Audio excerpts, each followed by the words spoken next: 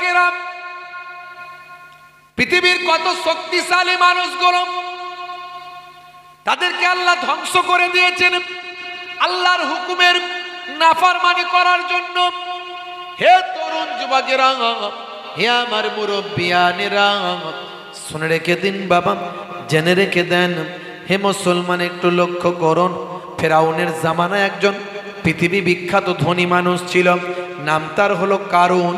এই কারুনের কথা আল্লাহ কোরআন মাজিদে বলেছেন, সূরা কাসাসের মধ্যে আপনি পাবেন। সেই কারুন হলো পৃথিবীর 1 নাম্বার ধনী বাবা। তৎকালীন যুগে তার থেকে বড় ধনী পৃথিবীর জমিনে আর কেউ নাই। হে মুসলমান, একটু লক্ষ্য করুন। তার ভাই আমার মাল সম্পদের যত সোনা দানা গয়না, যত ভাই আমার মূল্যবান ভাই আমার পাথর, ডায়মন্ড, হিরে, প্রবাল, যত মণিমুক্তা ছিল সেগুলো সিন্ধুকে রাখা ছিল। এই সিন্ধুকে রাখার পরে তার সিন্ধুকের চাবিগুলোর এত ওজন ছিল, সিন্ধুকের চাবিগুলোর এত ওজন ছিল, সেই ওজনওয়ালা চাবিগুলো বহন করার জন্য একদল শক্তিশালী মানুষকে রাখা হয়েছিল। সেই শক্তিশালী মানুষগুলো সিন্ধুকের চাবিটাকে বইতে ভাই আমার কষ্ট বোধ করত।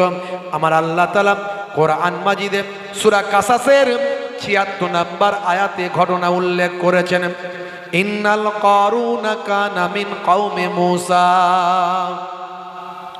ফাবাগা আলাইহিম ওয়া আতাইনাহুম মিনাল কুনুজ মা ইন্না মাফাতিহাহু লাতানু বিল উসবাতি উলিল কুওয়াতি ইয ক্বালা লাহু কওমুহু লা তাফরাহ ইন্নাল্লাহা লা ইউহিব্বুল ফারিহিন।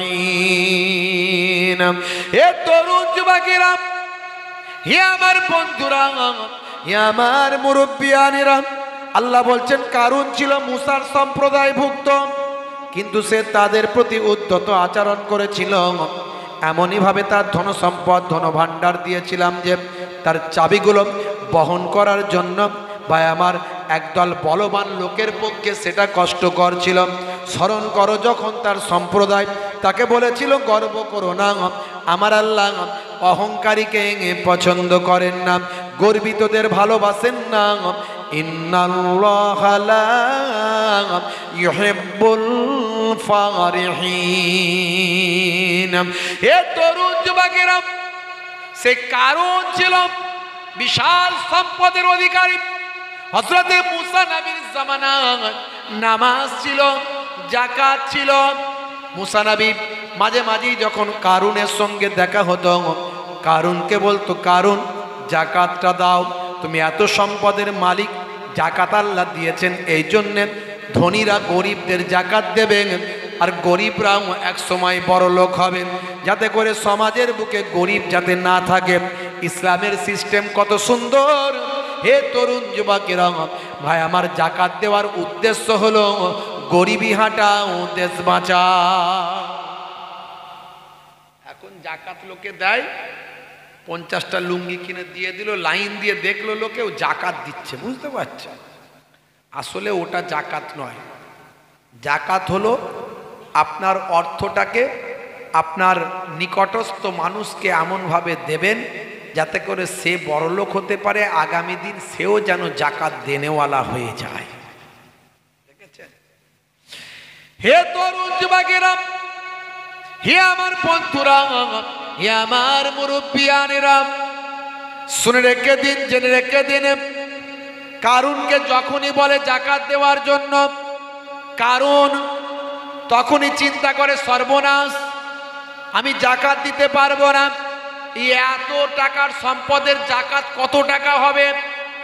আমার অর্থ কেন আমি মানুষকে দেব? প্রচন্ড কৃপণ ছিল। মুসা নবী যখনই দেখা হতো বলতো, কারুন যাকাত দাও। সম্পর্কে কারুন ছিল মুসা নবীর চাচাতো ভাই, একই গোত্রের ছিল বাবা, একই বংশের ছিল বাবা। হে তরুণ যুবকেরা, মুসা নবীকে ভয়ও পেত, শ্রদ্ধাও করত, আবার অবজ্ঞাও করত। মুসা নবীকে মানত না। সে ছিল ফেরাউনের লোক, ফেরাউন নিজেকে খোদা বলেছিল, আর সে ফেরাউনের উজির ছিল কারুন। ভাইরা আমার, তরুণ যুবকেরা আমার, ভাই আমার, কারুন চিন্তা করল মুসা নবী আমাকে যেখানে সেখানে বলে কারুন জাকাত দাও, এতে আমি অপমানিত হয়ে যাই, এতে আমি লজ্জিত হয়ে যাই। কিন্তু আমার টাকা আমি দেব কেন? আমার মেহনতের খরচার পরিশ্রমের টাকা কেন আমি দেব? জাকাত আমি দেব না। হে তরুণ যুবকেরা, কারণ চিন্তা করলাম মুসা নবীকে এমন শিক্ষা দেব, যে শিক্ষা এমন দেব যাতে করে আর কোনো দিন আমার কাছ থেকে জাকাত না চাইতে পারে। এমন শিক্ষা দেব মুসা নবীকে যাতে করে আর জাকাত কোনোদিন চাইতে না পারে। বুঝতে পারছি? তো বন্ধু বান্ধবদের সঙ্গে পরামর্শ করলো, করে নিজে সিদ্ধান্ত নিল। বলল এমন একটা শিক্ষা দিতে হবে যাতে করে মুসা নবী রাস্তাঘাটে আর আমার কাছে জাকাত না চাইতে পারে। আমি অপমানিত হয়ে যাচ্ছি লোকজনের সামনে। মুসা নবীকে এমন শিক্ষা দেব যাতে মুখ দেখাতে না পারে। হে তরুণ যুবকেরা, সেই জামানার সবচেয়ে বড় একজন বেশ্যা মহিলা ছিল, তার নাম হলো সাবজা। সাবজা ভাইরা আমার, তরুণ যুবকেরা, তার নাম হলো সাবজা। হে মুসলমান, একটু লক্ষ্য করুন, বর্তমান সময়েও লোকজন এই সমস্ত মহিলার নাম জানে কি জানে না? সাবজা ছিল সেই জামানার সবচেয়ে বড় বেশ্যা মহিলা, যাকে ভাই আমার ভালো ভাষায় বলা হয় পতিতা নারী। সুন্দরী নারী ছিল সে, পৃথিবী বিখ্যাত তৎকালীন যুগের। ভাই আমার বহু মানুষ তার কাস্টমার ছিল, যারা দুনিয়ার মায়া দুনিয়ার লোভে যারা মত্ত ছিল। বন্ধুরা আমার, তরুণ যুবকেরা আমার, হে জওয়ান যুবকেরা, হে আমার বন্ধুরা, হে আমার মুরব্বিয়ানেরা, শুনে রেখে দিন বাবা, জেনে রেখে দেন। হে মুসলমান, একটুখানি লক্ষ্য করুন। তখন কারণ চিন্তা করল এই সাবজাকে দিয়ে কোনো কাজ করতে হবে। তাই কারণ সাবজার জন্য, সাবজাকে ফিট করার জন্য সাবজার বা আমার ডেরাতে গেল। সাবজার ডেরাতে গেল। সাবজার ডেরাতে গিয়ে, হে তরুণ যুবকেরা, হে আমার মুরব্বিয়ানেরা, শুনে রেখে দেন, সাবজার সঙ্গে রাতটা কাটালো। সাবজার সঙ্গে রাত কাটিয়ে সাবজাকে বলল, এই নাও, তোমাকে আমি 5 লক্ষ দিরহাম স্বর্ণ মুদ্রা দিচ্ছি। তোমাকে একটা কাজ আমার করতে হবে। বলে কি কাজ? বলে মুসা নবীকে অপমান করতে হবে, শত শত লোকের সামনে তাকে বলতে হবে মুসা নবী আমার 1 নাম্বার কাস্টমার। এটা বলতে হবে যে মুসা নবী আমার 1 নম্বর কাস্টমার। এটা যদি লোকের সামনে বলে দিতে পারো, যা টাকা দিয়েছি তার থেকে আরো দেবো। দেখছেন? আচ্ছা, এই রকম মানুষ এখনো, এই রকম লোক একে একে অপরকে অপমান করার লোক আছে না নাই? কি করে অপমানিত করা যায়? চায়ের দোকানে বসে বসে গিবত শেখায়ত চগলখড়ি করে কি করে না? আছে না নাই? হাই রে হাই। হে তরুণ যুবকেরা, তখনকার সাবজা আমাকে সেদিন একটা ছবি পাঠিয়েছে, একটা লেখা পাঠিয়েছেন। লেখা পাঠিয়ে বলছে, হুজুর এই বিষয়টা একটু তুলে ধরবেন। আমি পড়লাম, সেটাই খোঁজার চেষ্টা করছিলাম, কিন্তু পাচ্ছি না। হে তরুণ যুবকেরা, হে আমার বন্ধুরা, শুনে রেখে দিন, জেনে রেখে দেন। যতটুকু মনে আছে বাবা ততটুকু বলি। একটা এই রকম সাবজার মতো মহিলা, তার নাম আমাকে পাঠিয়েছেন। তার শর্ট নামটা আমার মনে আছে, নাম হলো মিয়া খলিফা। অনেকে হয়তো নাম জানতে পারেন যারা ইন্টারনেট ঘাঁটাঘাঁটি করেন। সারা পৃথিবীর 1 নাম্বার বেশ্যা মহিলা বলা হয় মিয়া খলিফাকে।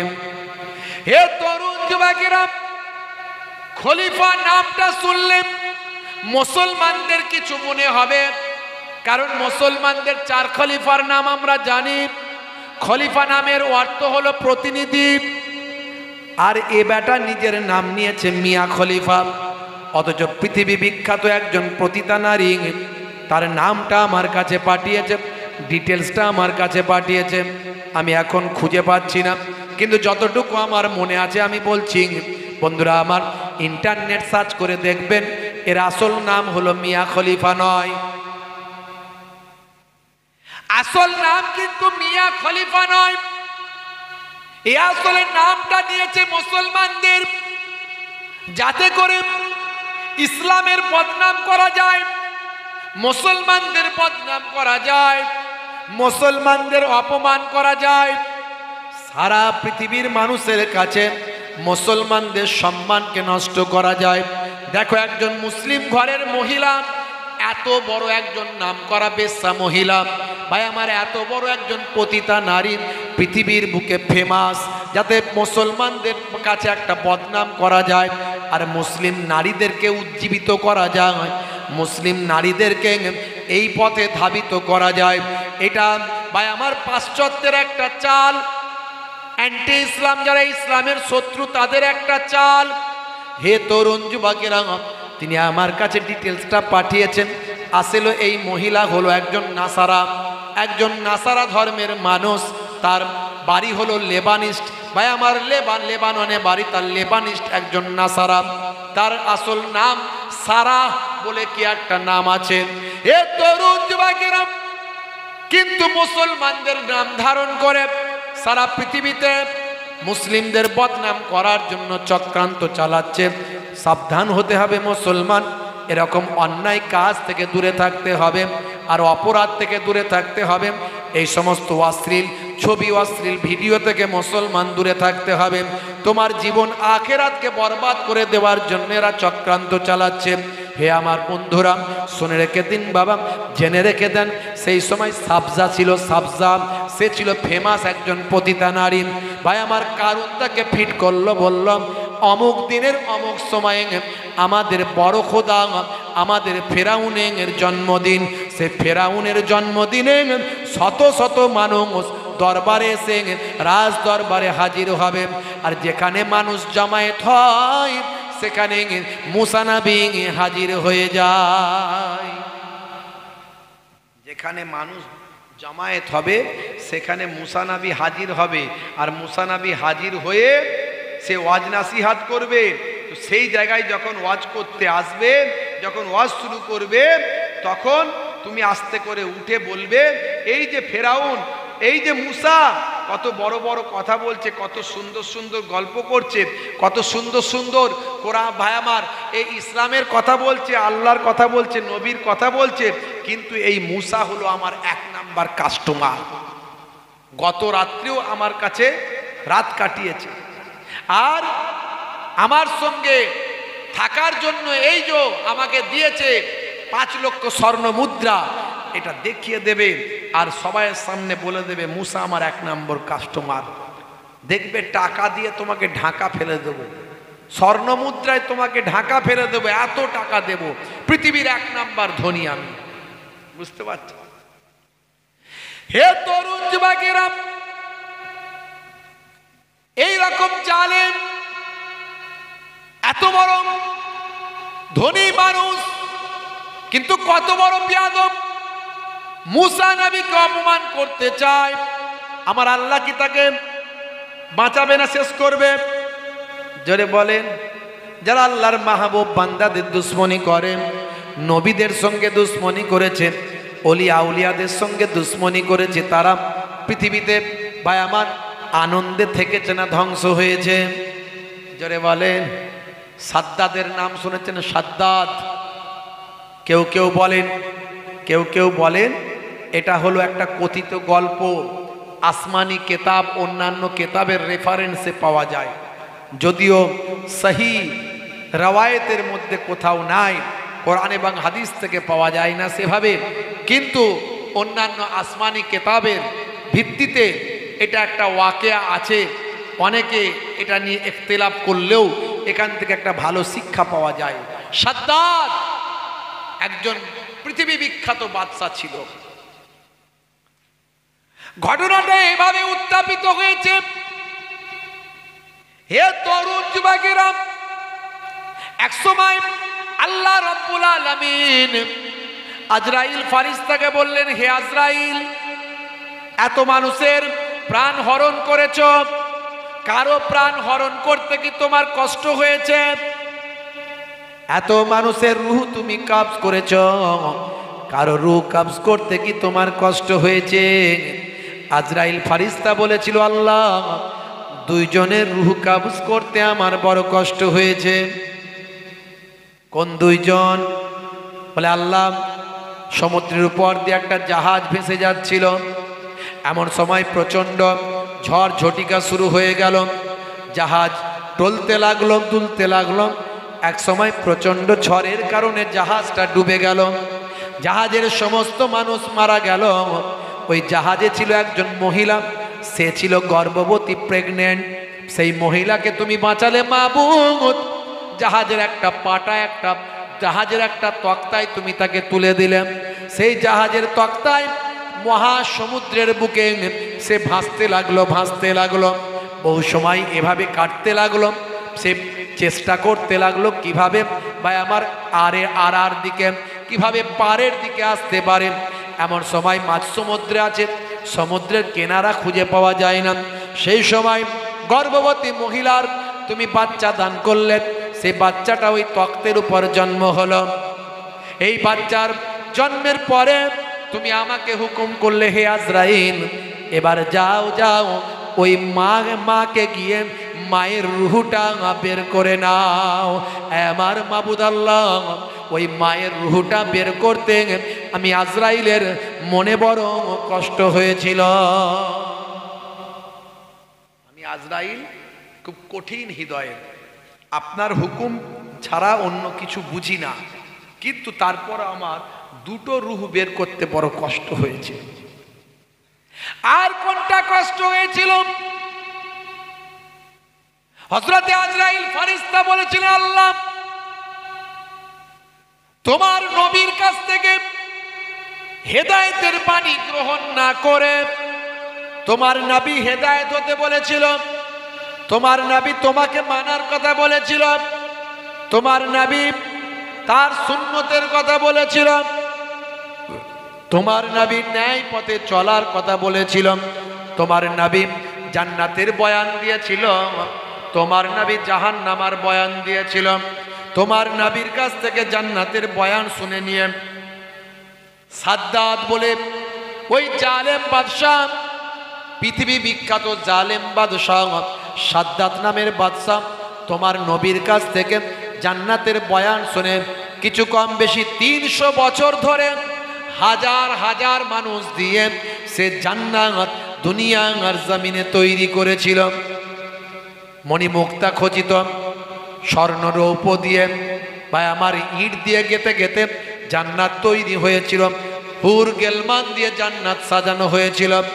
নহর তৈরি করা হয়েছিল, দুধের নহর, মধুর নহর তৈরি করা হয়েছিল। জান্নাতের ভিতরে এমন কিছু নাই যে সেখানে রাখা হয়নি। নকল জান্নাত তৈরি করেছিল সাদ্দাত।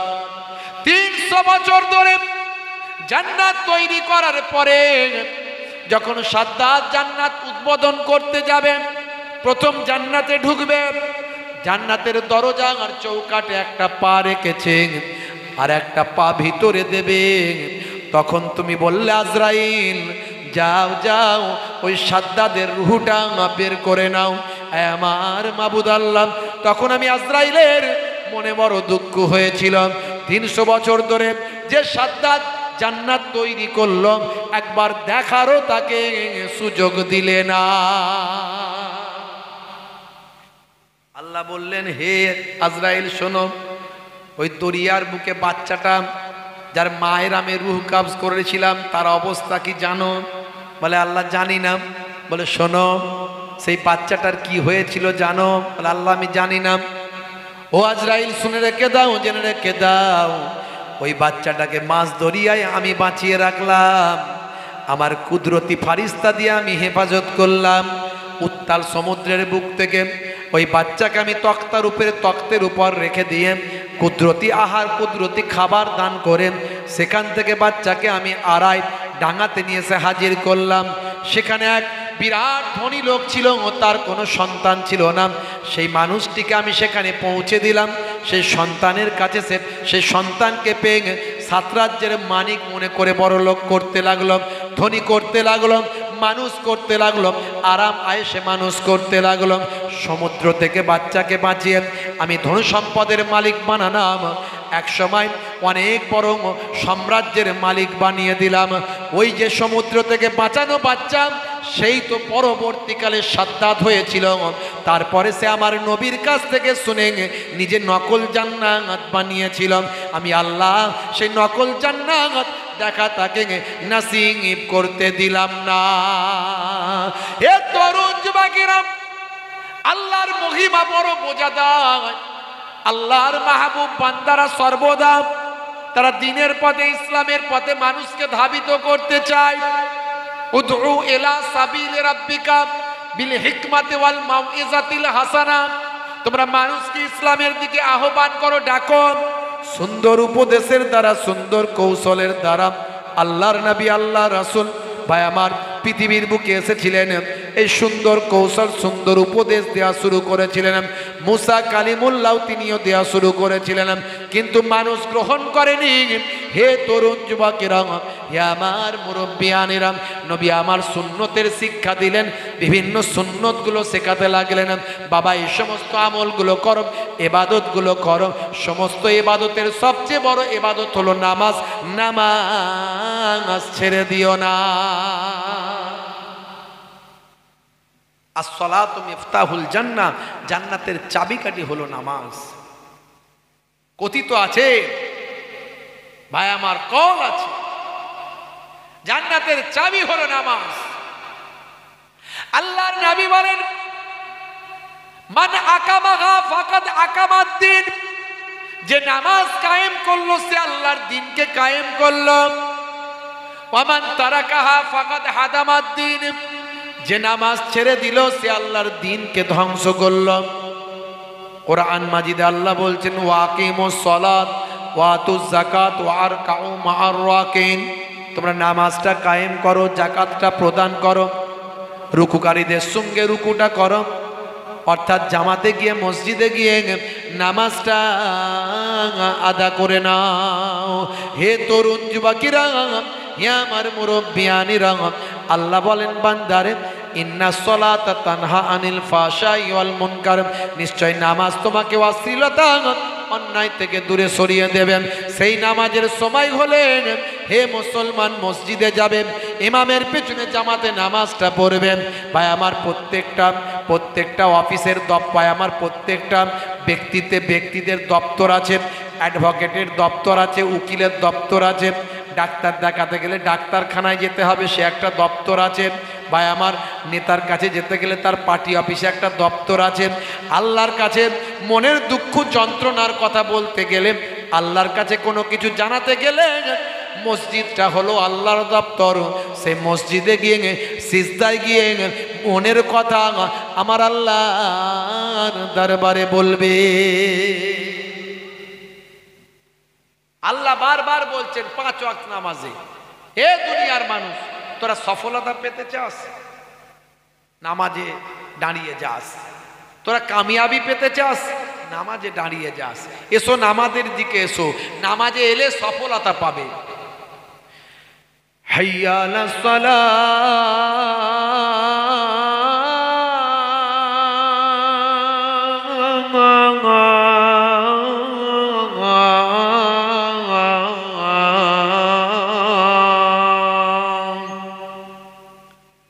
এসো নামাজের দিকে এসো। এলে কি হবে? কি হবে এলে? হাইয়া আলাল ফালাহ।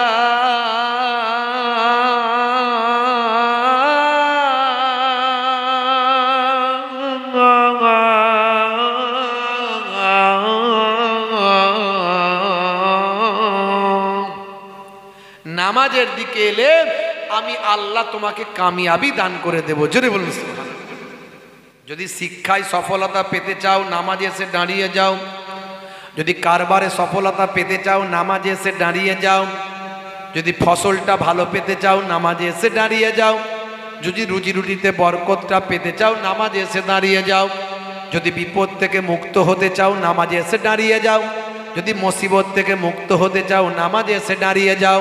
হে তরুণ যুবকেরা, নামাজের মধ্যে দাঁড়াবে, সিজদায় গিয়ে আল্লাহর সঙ্গে কথা বলবে, আমার আল্লাহ তোমার দোয়াটা কবুল করে নেবে।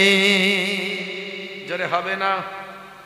ওয়াক্ত যে হলো ওযু করো, মসজিদে চলো, খোদার হুকুম পালন করো, নামাজটা পড়ো। ওয়াক্ত যে হলো ওযু করো, মসজিদে চলো, দিন রাতে 5 ওয়াক্ত নামাজ পড়লে পাবে ভাই জান্নাত। জোরে হবে না? জোরে হবে না?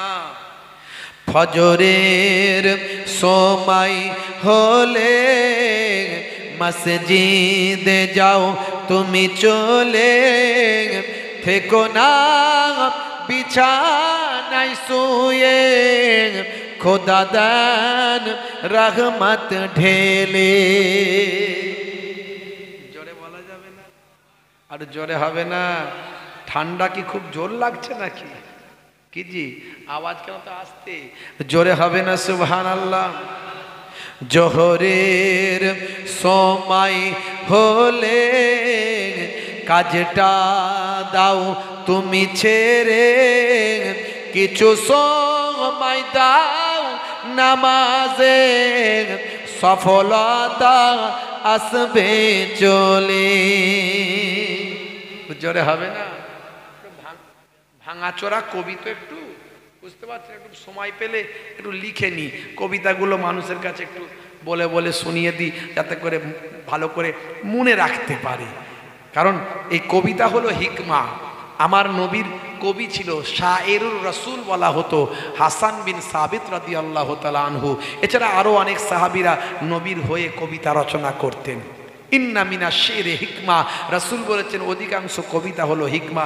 একটু কবিতা, একটু গজল, বুঝতে পারছেন, একটু ভাই আমার কবিতা লিখে ফেলি মাঝে মাঝে সময় পেলে, ভাঙাচোরা কবি আর কি।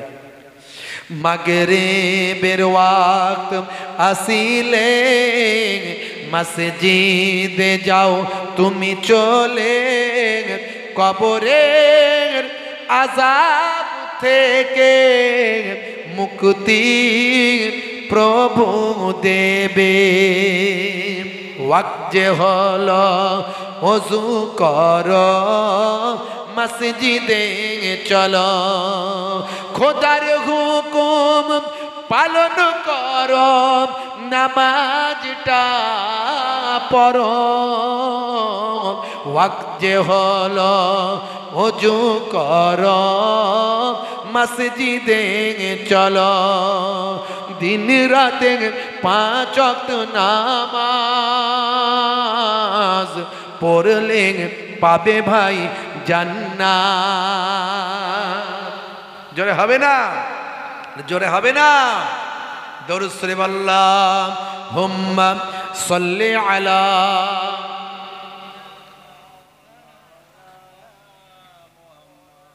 ওয়া আলা আলিহি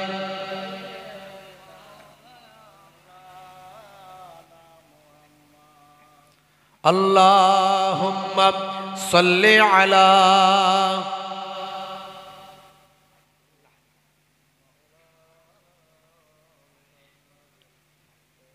ওয়া আলা আলি সাইয়্যিদিনা।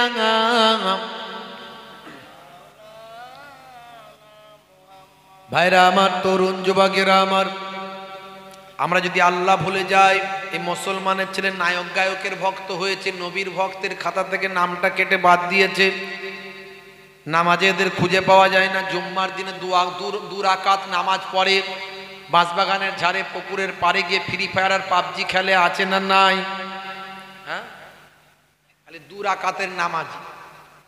হ্যাঁ, যেই মুয়াজ্জিন সাহেব আল্লাহু আকবার আশহাদু আল্লা ইলাহা ইল্লাল্লাহ আশহাদু আল্লা ইলাহা ইল্লাল্লাহ যেই বলে, উনি মুসলমানের ছেলে বলে তাড়াতাড়ি চ নামাজ পালিয়ে যাবে। বুঝতে পারছেন? নামাজ কোথায় পালাবে রে? বলে ওই নামাজ ফেল হয়ে যাবে।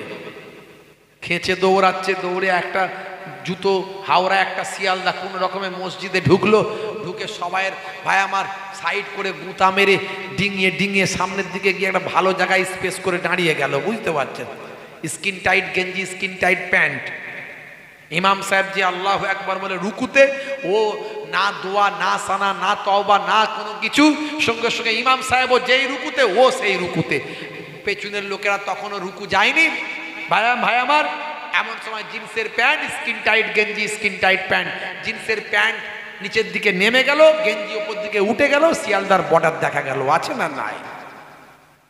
হাই রে হাই, পেছনের নামাজির নামাজ খারাপ হয়ে গেল, এ 2 রাকাতের নামাজি।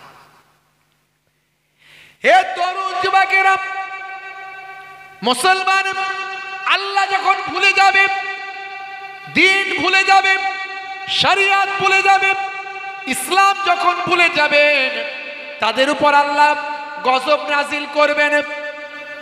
কখনো জামিনি গজব নাজিল হবে, কখনো আসমানি গজব নাজিল হবে।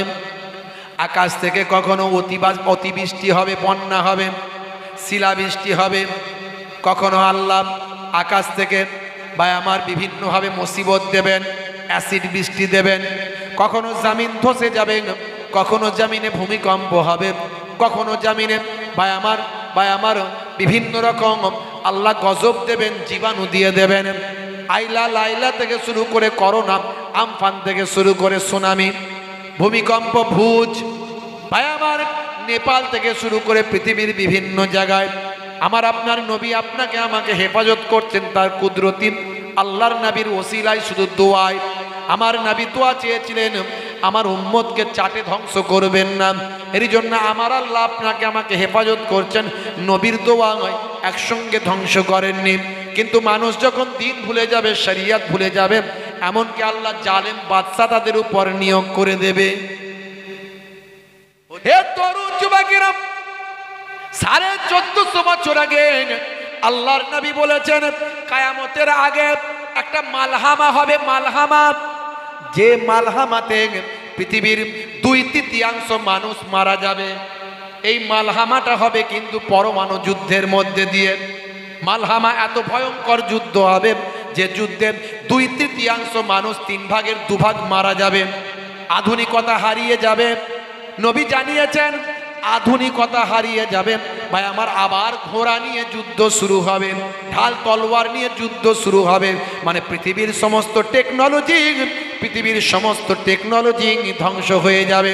সারা দেশের রাজধানীগুলোতে পরমাণু বোমা যখন পড়তে থাকবে, পৃথিবীর সমস্ত টেকনোলজি হারিয়ে যাবে। ভাই আমার তরুণ যুবকেরা, হে আমার মুরব্বিয়ানেরা, আবার সে আগের জীবন, আবার সে পূর্বের জীবন ফিরে আসবেন। ভাই আমার হে তরুণ যুবকেরা, ইমাম মাহাদি আসবেন, হযরত ঈসা রূহুল্লাহ আসবেন। ওইদিকে বাবা বের হবে দাজ্জাল, মুলাকাত হবে, যুদ্ধ হবে, সারা পৃথিবীটা ইসলামের জয়াকার হবে। হযরত ঈসা নবী দুনিয়ার জমিনে রাজত্ব করবেন, সারা পৃথিবীতে আল্লাহর নামের স্লোগান চলবে, মানুষ নামাজি হয়ে যাবে, সবাই বেনামাজি আর কেউ থাকবে না। এইভাবে চলতে চলতে আমার আল্লাহ তাআলা আস্তে আস্তে কিয়ামত হাজির করে দেবে। সেই যুদ্ধের সূচনা শুরু হতে চলেছে। বাপ আমার, আমাদের সাবধান থাকতে হবে, কখন আল্লাহ কি করে দেবেন একটু ভাবুন তো। এই লেবার আর ফিলির এই লোকগুলো আজকে ইলিদেরও বহু লোক মারা গেছে, মনে নেই তো তা নয়। ওদিকে ইউক্রেন, ওদিকে রাশিয়ার সব জায়গায় মানুষ মারা যাচ্ছে। বন্ধুরা আমার, আল্লাহ বলেছেন যখন দিন ভুলে যাবে, নবী বলেছেন যখন দিন ভুলে যাবে জালেম বাদশা নিয়োগ হবে। আজকে দেখছেন না আমাদের উপরে মুসলমান, সারা পৃথিবীর দিকে তাকিয়ে দেখুন, চারিদিকে জুলুম, অত্যাচার, পাপাচার, ব্যভিচার, মেরে নেওয়া, কেড়ে নেওয়া, কি চলছে না সারা পৃথিবীতে। আপনাকে সাবধান হতে হবে, নামাজি হতে হবে, রাসূলের সুন্নতওয়ালা হতে হবে, হারাম খাদ্য থেকে দূরে থাকতে হবে, মিথ্যা কথা, হারাম কথা, চগলখড়ি, জেনা, ব্যভিচার থেকে দূরে থাকতে হবে, গান বাজনা, অশ্লীলতা থেকে দূরে থাকতে হবে। রাসূলের সুন্নত অনুযায়ী চলুন, পাকাল মাছ কাদায় থাকে কিন্তু গায়ে কাদা লাগে না। আপনি দুনিয়ার জমিনে এমন ভাবে চলবেন গুনাহ আপনাকে অ্যাটাক করতে পারবে না। আজকে দেখছেন না সারা পৃথিবীতে কি চলছে, সারা দেশে কি চলছে। একটার পর একটা আপনার অধিকারকে ধ্বংস করে দেওয়া হবে, চক্রান্ত চলছে। ভাইরা আমার, আমার আপনার পূর্বপুরুষ হাজী মহসিন খান কোটি কোটি টাকা দিয়ে গেছে আমাদের জন্য। আমাদের পূর্বপুরুষরা, বড় বড় ধনী ধনী মানুষেরা, ভাই আমার হাজী করিম বক্স, হাজী মহসিন, এই রকম আরো পৃথিবী বিখ্যাত বিখ্যাত যত ধনী ধনী ব্যক্তিরা, তারা সব তাদের সম্পদকে আফটার জেনারেশন কওমের উন্নতির স্বার্থে, পিছিয়ে পড়া মুসলিম সমাজের স্বার্থে তারা ওয়াকফ করে দিয়েছেন। এটাকে বলা হয় ওয়াকফ প্রপার্টি। এই ওয়াকফ প্রপার্টি মুসলমানদের সম্পত্তি, আর আমার অমুসলিম হিন্দু ভাইদের জন্য তাদের দেবত্ব সম্পত্তি আছে। তাদের বড় বড় ধনী মানুষেরা দেবতার নামে উৎসর্গ করেছে, আর আমাদের বড় বড় ধনী ধনী মানুষেরা আল্লাহর নামে উৎসর্গ করেছে। আজকে সেই ওয়াকফ প্রপার্টির উপরে ভাই আমার নজর পড়েছে, কুদৃষ্টি পড়েছে। বলছে ওয়াকফের যে প্রপার্টি, সেখানে ওয়াকফের প্রপার্টি আর মুসলিম কমিউনিটির হাতে থাকবে না। এটাই আমরা জানতে পারছি। নতুন বিল আনা হচ্ছে, সেই বিল পাস হলে ভাই আমার কেন্দ্র সরকার সে নিজে নিয়ে, কেন্দ্র সরকার নিজে নিয়ে কেন্দ্র সরকারের অধীনে ওয়াকফ প্রপার্টি পরিচালিত হবে। তার মানে মুসলমানদের আন্ডারে মুসলিম কমিউনিটি আজকে ওয়াকফ প্রপার্টি পরিচালনা করে। যদিও এখানে অনেক ঘুঙুর বাসা তৈরি হয়েছে, ঠিকভাবে ইউটিলাইজ হয় না আমরা জানি, তবু যেটুকু যা হচ্ছে আমাদের স্বায়ত্ত শাসন সংবিধান কর্তৃক অধিকার আমাদের দেওয়া হয়েছে, সেই অধিকার থেকে বঞ্চিত করার প্রতিবাদে ভাই আমার মুসলিম পার্সোনাল ল বোর্ড লড়াই করছে। আজকে আগামীকাল কলকাতায় বিশাল একটা সমাবেশ আছে, প্রচুর মানুষ সেখানে যাবে, তবুও সেটা মাত্র 1% নয়। কলকাতায় কালকে প্রচুর মানুষ যাবে, সেটা 1% নয়। কারণ এখনো মুসলিম জনসমাজ এখনো ওয়াকফ প্রপার্টির ব্যাপারে সচেতন নয়। ভাইরা আমার, মহারাষ্ট্রে ভোট প্রচারে এসেছিলেন মাননীয় স্বরাষ্ট্রমন্ত্রীজি। তিনি সেখানে বলেছেন শরদ পাওয়ার সে ওয়াকফ প্রপার্টি যাতে হস্তগত না হয়, নতুন বিল প্রণয়ন যাতে না করা যায়, তার জন্য বাধা দিচ্ছে। শরদ পাওয়ারের উপর বিষোদ্গার করেছে। শুধু তাই নয় ভাই আমার, চন্দ্রবাবু নাইডু থেকে শুরু করে ভাই আমার বিহারের মুখ্যমন্ত্রী, আপনার তিনি যে সম্মিলিত ওনার যে সহযোগী যে দলগুলো আছে, তারাও নির্বিকারের মতো চুপ করে বসে আছে। মনে রাখবেন, ওয়াকফ সম্পত্তি হচ্ছে জাতীয় ইস্যু। মুসলমানদের কলিজা নিংড়ানো অর্থ দিয়ে সংখ্যালঘু পিছিয়ে পড়া সমাজকে মূল স্রোতে আনার জন্য ওয়াকফ প্রপার্টি, এই প্রপার্টির জন্য সংবিধানকে সামনে রেখে, গণতন্ত্রকে সামনে রেখে মুসলমানরা নিজেদের জীবন পর্যন্ত উৎসর্গ করতে পারে, কিন্তু নিজেদের প্রপার্টি অন্য কোনো কারো হাতে হস্তগত কোনোদিন করেনি, আর করবে না, করবে না, করবে না। কথা ঠিক না ভুল? হাত তুলে দেখান। মাশাআল্লাহ, নারে দেখবে আগামী দিন প্রয়োজনে কোটি কোটি মানুষকে নিয়ে কলকাতায় মহামিছিল হবে। সেদিন যদি আপনাদের ডাক দেওয়া হয়, আপনারা যাবেন তো নাকি? আপনারা যাবেন তো নাকি? মুসলমানদের সম্পত্তি আমাদের সম্পত্তি বাঁচানোর জন্য এখানে কোনো বিরোধিতা নাই, কোনো দ্বন্দ্ব নাই। ভাই আমার, অমুসলিম ভাইদের জন্য আছে দেবত্ব সম্পত্তি, তাদের পূর্বপুরুষরা দিয়ে দিয়েছেন। সেই দেবত্ব সম্পত্তি যেমন তাদের পাওয়া অধিকার, তেমন ওয়াকফ সম্পত্তি পিছিয়ে পড়া গরিব দুস্থ মাদ্রাসা, মসজিদ, মক্তব, খানকা, ঈদগাহ এই সমস্ত কাজে লাগানো গরিব ছাত্রীদের পড়াশোনার ক্ষেত্রে লাগানো। ভাই আমার, এই যে আপনার কলকাতার বুকে আছে এমজি হোস্টেল, মুসলিম গার্লস হোস্টেল, এরকম প্রতিষ্ঠানগুলো যেগুলো আছে সব ওয়াকাফের টাকায় চলে। এই এতদিন পর্যন্ত চলছে, এবারে কেন্দ্র সরকারের হাতে চলে গেলে সে চালাতেও পারে, নাও পারে। মনে রাখবেন, এটা আমরা হতে দেব না। কারণ আমাদের অর্থের টাকা, আমাদের বাপচোদ্দ পুরুষের টাকা আমরা ব্যবহার করব, তাতে ভুল করি আর ঠিক করি আমরা ব্যবহার করব, আমরা নিজেরা আমাদের ভুল সংশোধন করব। তো এখানে কখনো মাথা ঘামাতে দেব না। বন্ধুরা আমার, আমি অনুরোধ করব, শরদ পাওয়ার যে যেমন বিরোধিতা করছেন, আমাদের মাননীয় মুখ্যমন্ত্রী, আমাদের রাজ্যের অভিভাবক, তিনি বিভিন্ন সময়ে অন্যায়ের বিরুদ্ধে প্রতিবাদ করেছেন, এনআরসি থেকে শুরু করে আমরা দেখেছি। এই ক্ষেত্রেও যেন পার্লামেন্টে বিল পাস করার সময় আমার দেশ রাজ্যের যারা এমপি আছেন তারা যেন ভাই আমার সহযোগিতা না করেন, ওয়াকআউট না করেন, বেরিয়ে না চলে আসেন, বিরোধিতা যেন করেন। এই আবেদন বাংলার জমিন থেকে লেকচারার্স অ্যাসোসিয়েশন অফ বেঙ্গল, এখনো লেকচারার্স অ্যাসোসিয়েশন অফ বেঙ্গল পথে নামেনি। লেকচারার্স অ্যাসোসিয়েশন অফ বেঙ্গলের আল্লাহ যা ক্ষমতা দিয়েছে, বাংলার এই যে আমার মতো যেমন হুজুর বক্তা, এরকম 100 জন হুজুর মিলে লেকচারার্স অ্যাসোসিয়েশন অফ বেঙ্গল তৈরি হয়েছে, 100রও বেশি। মনে রাখবেন, এক একটা হুজুর, এক একটা বক্তা, এক একটা আলেম বছরে 500, 400, 300 খানা গ্রামে প্রোগ্রাম করে। মানে 300 খানা গ্রামের ডিটেলস তার ডায়েরিতে লেখা আছে। আমি অধম, আমি গুনাহগার, আমারই বছরে প্রায় 4 থেকে 600 খানা প্রোগ্রাম আছে বছরে। এই প্রত্যেকটা গ্রাম থেকে যদি আমরা মানুষদের ডাকি, শুধু লেকচারার্স অ্যাসোসিয়েশন অফ বেঙ্গলের ডাকেতেই লক্ষ লক্ষ মানুষের জামায়াত হবে ইনশাআল্লাহ আগামী দিন। আমরা এখনো পথে নামিনি। আমার দেশের, আমার রাজ্যের মাননীয় মুখ্যমন্ত্রী, তিনি আমাদের সুখের দুঃখের সাথী, সকলকে সমান নজরে দেখেন। আমাদের অভিভাবক, আমরা আবেদন করব এই বিল যাতে পাস না হয়, তার জন্য বাংলা তার উপযুক্ত ভূমিকা পালন করবে। এবং অন্যান্য রাজ্যের মুখ্যমন্ত্রীদের কাছেও আমি Mohebullah Husaini, lecturers association of বেঙ্গলের পক্ষ থেকে এই আবেদন রাখছি।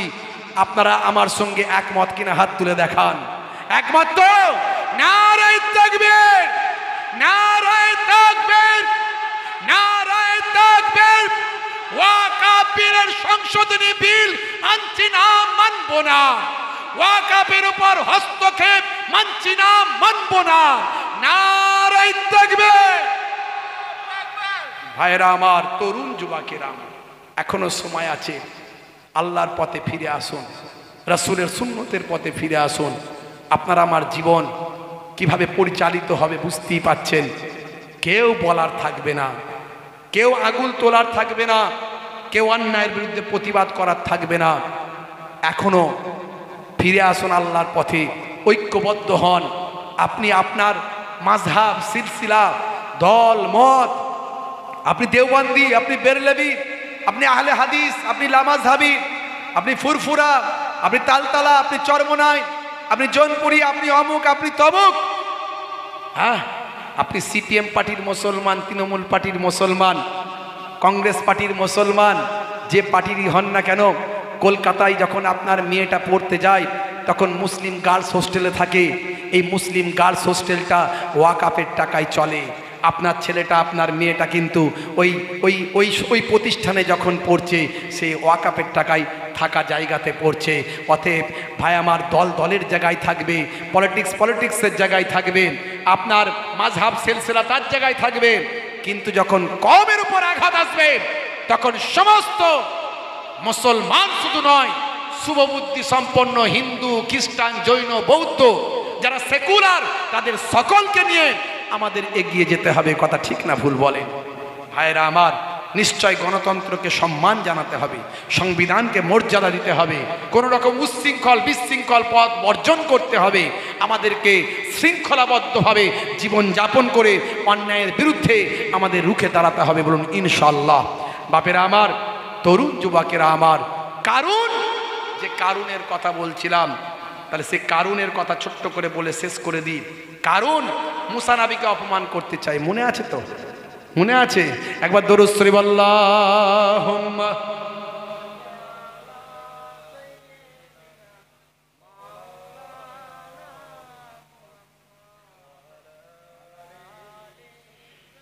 নির্দিষ্ট দিনের নির্দিষ্ট সময়ে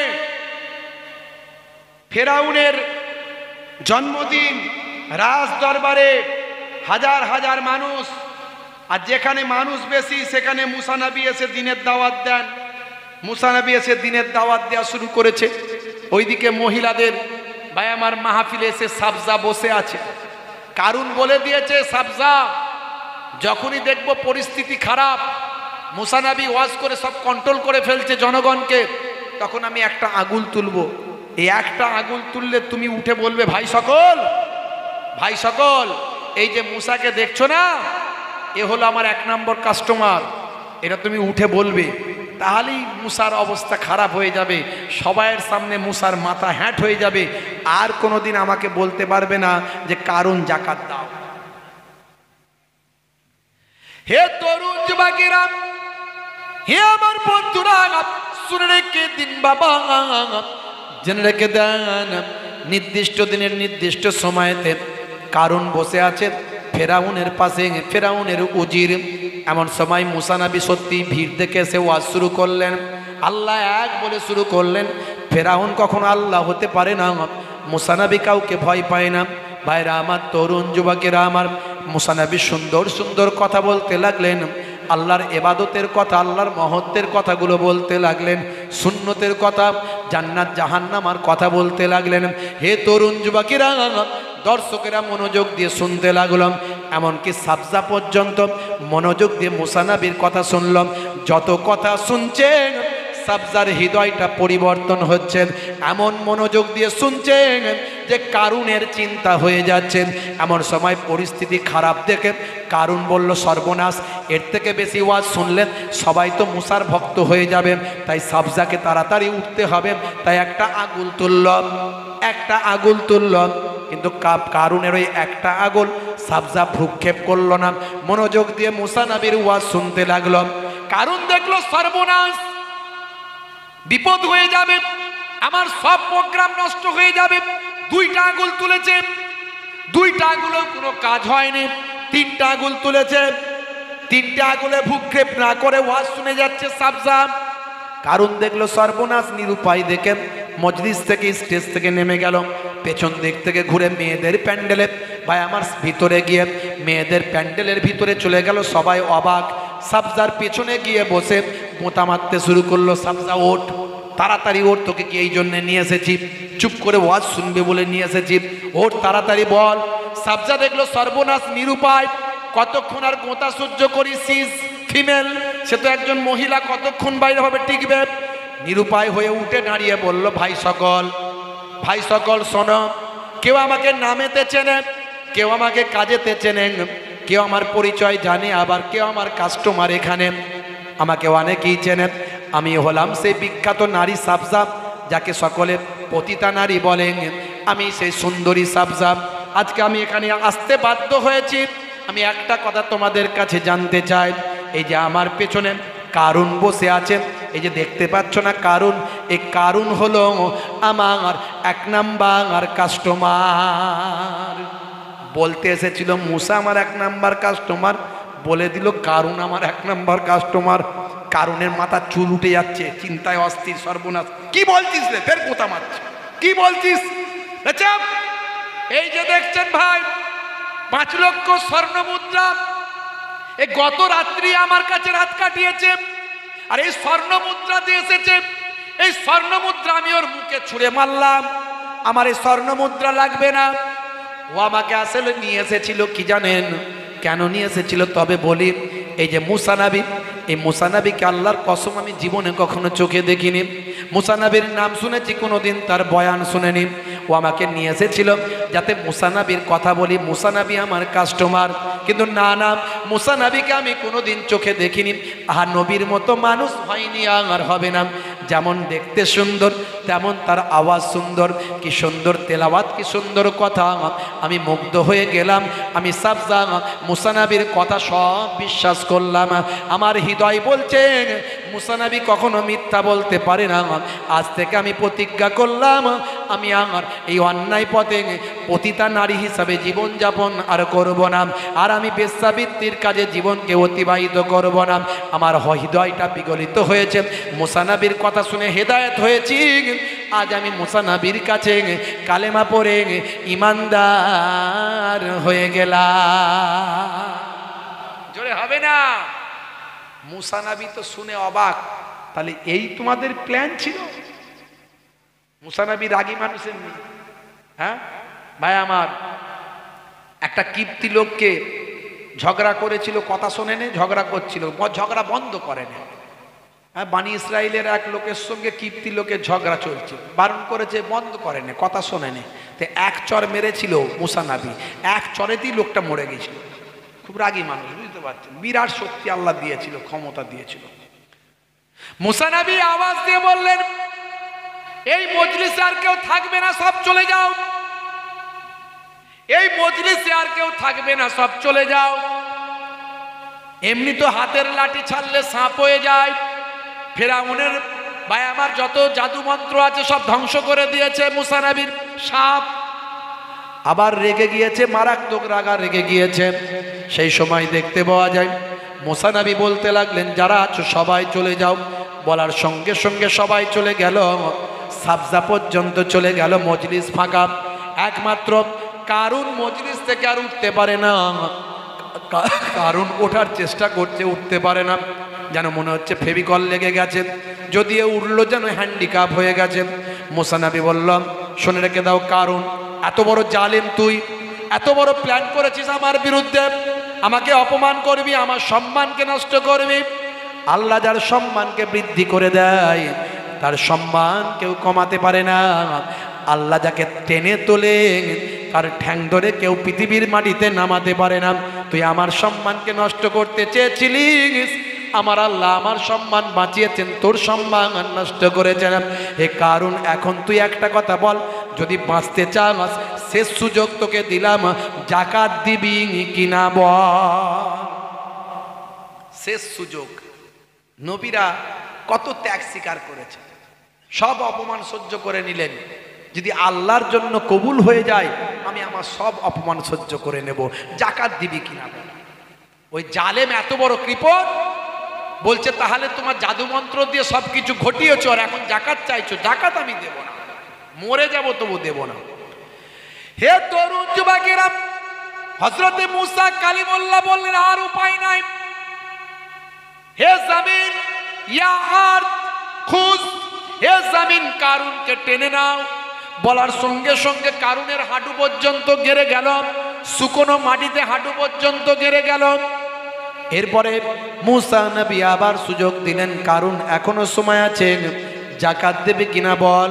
কারুন বলল, বুঝতে পারছি খুব জাদু চালাচ্ছ, খুব মন্ত্র চালাচ্ছ, তোমার জাদু মন্ত্র যাই করো না কেন, আমি মরে গেলেও জাকাত আমি দেব না। মুসা নবী বলল, ঠিক আছে, আর উপায় নাই। হে জামিন, ইয়া আরদ খুজ, হে জামিন কারুনকে টেনে নাও। বলার সঙ্গে সঙ্গে বুক পর্যন্ত টেনে নিলাম, শুকনো মাটিতে বুক পর্যন্ত গেড়ে গেল। হে কারুন এখনো সময় আছে, বল জাকাত দিবি কিনা। এত বড়ই কৃপণ, এত বড়ই জালেম, এত বড়ই নবীর দুশ্মন, আল্লাহর দুশ্মন, বলে মরে গেলেও জাকাত আমি দেব না। আমার কষ্টের টাকা আমি জনগণকে কখনো জাকাতের অংশ আমি জনগণকে দেব না, বড় লোক করব না। হে তরুণ যুবকেরা, এমন সময় মুসা নবী বললেন, ইয়া আরদ খুজ। বলার সঙ্গে সঙ্গে কারুনের সারা শরীরটা জমিনের তলায় দেবে গেল। শুধু কারুনের শরীর নয়, আল্লাহ কোরআন মাজিদে বলেছেন, সূরা কাসাস খুলে দেখুন 81 নম্বর আয়াত, শুধু কারুনের শরীর নয়, তার সমস্ত সম্পদ যা কিছু ছিল সব জমিনের তলায় চলে গেল। আমার আল্লাহ সুন্দর করে বললেন, ফাখাশাফনা বিহি ওয়া বিদারিহিল আরদ ফামা কানা লাহু মিন ফিয়াতিন ইয়ানসুরুনাহু মিন দুনিল্লাহ ওয়ামা কানা মিনাল মুনতাসিরিন। অতঃপর আমি ভূগর্ভে পতিত করলাম কারুনকে ও তার প্রাসাদকে। আল্লাহ ব্যতীত তাকে সাহায্য করার কোনো দল ছিল না, আর সে নিজেকেও রক্ষা করতে পারল না। তার সমস্ত সম্পদ সহ আমি আল্লাহ জামিনের তলায় তাকে তলিয়ে দিলাম। আজও মিশরের কায়রোতে যান, কায়রো থেকে 80 কিলোমিটার দূরে একটা হ্রদ পাবেন। হ্রদ যারা গেছেন তারা এসে বলেছেন সেই হ্রদটার নাম হলো কারুন হ্রদ। আজও মানুষ সেখানে গিয়ে সেই জায়গাটা দেখে আসে। বাবাজি আমার, এত কিছু ঘটনা, বিজ্ঞান, বাস্তবতা, সুন্নত, নামাজ, এবাদতের মধ্যে দিয়ে কথাই বলতে চাই, আল্লাহকে ভুললে চলবে না, আল্লাহর এবাদত ছাড়লে চলবে না। 5 ওয়াক্ত নামাজটা পড়ুন।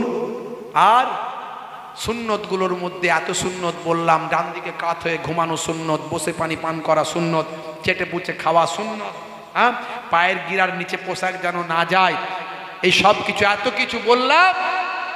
ভাই আমার, কোনো সুন্নত কবরে গেলে দেখা যাবে না। খাওয়া দাওয়ার পরে মিষ্টি খাবেন, নবী পছন্দ করতেন। এই এত কিছু যা বলেছি সব কিছু, ঘরটা মাঝে মাঝে ঝাড়ু দেবেন, স্ত্রীর সঙ্গে ছোট ছোট কাজগুলো করবেন, নিজে হাতে বাজারটা মাঝে মাঝে করবেন, নবী করেছেন বলে। ছেঁড়া জামা ছেঁড়া জুতো মাঝে মাঝে নিজে হাতে সেলাই করে পরতে পারেন, নবী পরেছেন বলে। এক আধ দিন পরলেন, হ্যাঁ, নবী পড়েছেন, এগুলো সব সুন্নত। কিন্তু কবরে গেলে কোনো সুন্নত দেখা যাবে না। একটা সুন্নত দেখা যাবে, সেটা হলো মুখের দাড়ি। দাড়িটা ছোট হোক আর বড় হোক রাখুন। বড় রাখতে লজ্জা লাগছে, ছোট রাখুন। বিরাট কোহলি, হরভজন সিং, লিওনেল মেসি, পৃথিবী বিখ্যাত নায়ক আর গায়ক, খেলোয়াড়, প্লেয়ার এখন ফ্যাশন দাড়ি রাখছে। দাড়ি হলো সৌন্দর্য। আপনি সৌন্দর্য মনে করে নয়, নবী রেখেছেন তাই, নবীর সুন্নত মনে করে তাই। হতে পারে দাড়িটা ছোটই রাখুন, আজ ছোট রাখেছেন, কাল বড় হয়ে যেতে পারে। কিন্তু নবীর সুন্নত মনে করে যদি রাখেন, কখন মারা যাবেন কোনো গ্যারান্টি নাই। কাফনে জড়িয়ে কবরে দিয়ে দেওয়া হবে, মুনকার নাকির ফারিস্তা এসে বলবে মান রব্বকা, দেখতে পাবে মুখে দাড়ির দেখা। হতে পারে ওই দাড়িটা হবে নাজাতের জারিয়া। অস্ট্রেলিয়ার ব্রিসবেনে দাড়ি নিয়ে গবেষণা হয়েছিল, ইউনিভার্সিটি অফ কুইন্সল্যান্ডে দাড়ি নিয়ে গবেষণা করেছিল বিজ্ঞানীরা।